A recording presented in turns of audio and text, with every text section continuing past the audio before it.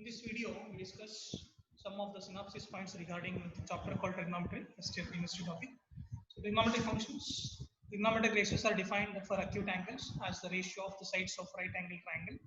The extension of the trigonometric ratios to any angle in terms of radian measure are called trigonometric functions. The sign of trigonometric functions in different quadrants have been given in the following table. So we know that.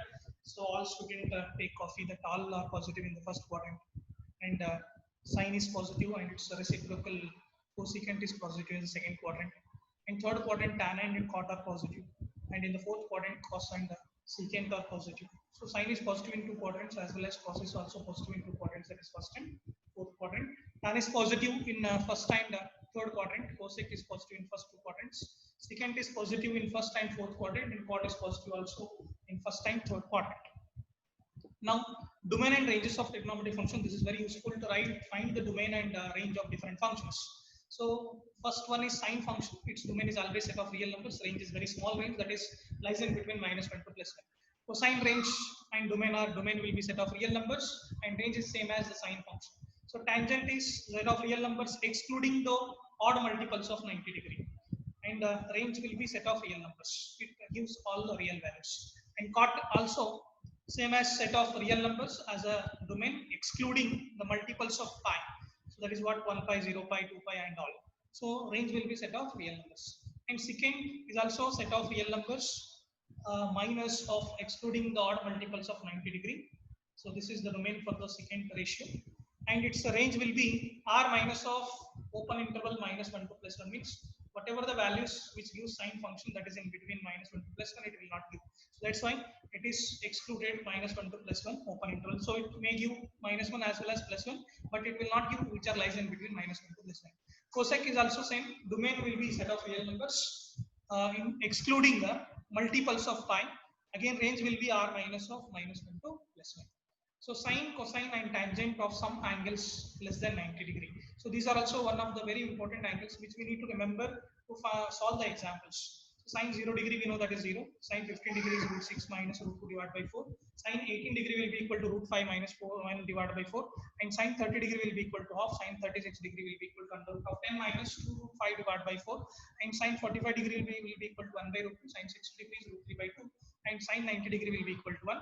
And cosine 0 degree is 1, cosine 15 degree is √6 plus √2 divided by 4, and cosine 18 degree will be equal to √10 plus 2 √5 divided by 4, and cosine 30 degree will be equal to √3 by 2, and cosine 36 degree will be equal to √5 plus 1 divided by 4, and cosine 45 degree will be equal to 1 by √2, and cosine 60 degree will be equal to 1 by 2, and cosine 90 degree is 0. So tan 0 is 0, tan 15 degree is 2 minus √3, tan 18 degree is √25 minus 10 √5 divided by 5, and tan 30 degree will be equal to 1 by √3, tan 36 degree is √5 minus 2 √5, and similarly tan 45 degree is 1, tan 60 degree is √3, and tan 90 is not defined.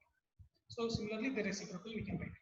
So allied angles or related angles, the angle n pi by 2 plus r minus theta are called allied angles related to angles, and theta plus r minus n into 360 are called coterminal angles. And for general reduction, so we have the following rules. The value of trigonometric functions for n pi by 2 plus r minus theta is numerically equal to the value of the same function of n and even integer with algebraic sign of the function as per the quadrant in which angle is lies.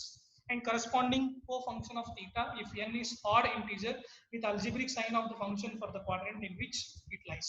Here sine and cosine, tan and cot, secant and cosecant are co-functions of each other. Means sine changes to cosine, tan to cot, secant to cosecant. The function of negative angles, let theta be any angle, then sine of minus theta. So minus angles will come in the fourth quadrant. In fourth quadrant, we know that usually cosine and secant are positive, remaining all functions are negative. Sine of minus theta is minus sine theta, cos of minus theta is plus cos theta.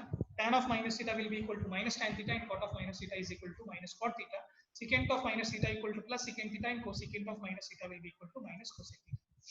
Some formulas regarding compound angles. We know that sin a plus b, sin a minus b, cos a plus b, cos a minus b, and tan a plus b, tan a minus b, which we need to remember. Similarly, cot a plus b, also we need to remember to solve some examples. Cot a minus b, that is cot a cot b plus 1 divided by cot b minus cot a. Sin 2a to sin a cos a. And similarly, in terms of tan, if you want, that is 2 tan a divided 1 plus tan square a. These are multiple angles. Cos 2a will be equal to cos square a. This is standard formula, cos square a minus sin square a. If you want the result in terms of sin, that is 1 minus 2 sin square a. If you want the result in terms of cos, that is 2 cos square a minus 1. and which is equal to 1 minus tan square. In terms of tan, if you want 1 minus tan square divided by 1 plus tan square. So tan 2a is 2 tan a divided by 1 minus tan square a, sin 3a is 3 sin a minus 4 sin cube a, cos 3a is 4 cos cube a minus 3 cos a, and tan 3a will be equal to 3 tan a minus tan cube a divided by 1 minus 3 tan square a. Similarly, multiple angles, submultiple angle is over, and then come to the transformation, sum to product, and product to sum. Cos a plus cos b equal to, you can read it as cos a plus cos b also, 2 cos a plus b by 2, 2 cos into a minus b by 2. Cos a minus cos b equal to 2 sin a plus b by 2 and sin b minus a divided by 2. Sin a plus sin b equal to 2 sin a plus b by 2 and cos a minus b by 2.